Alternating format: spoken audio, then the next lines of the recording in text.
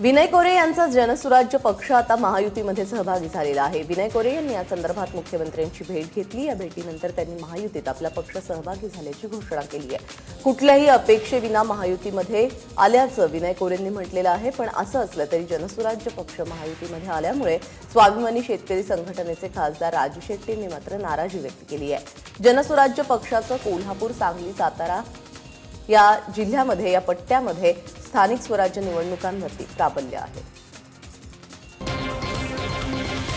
जी नवी धोरणं स्वीकारावी लागेल किंवा जुन्या धोरणांच्यात जे बदल करावे लागतील यासाठी प्रामुख्याने त्यांनी आमच्या सूचनांना आदर देऊन सन्मान देऊन काम केलं पाहिजे। एकाही पदाची आमची मागणी नाही आहे। सत्तेसाठी राजकारण आम्ही कधीही केलं नाही।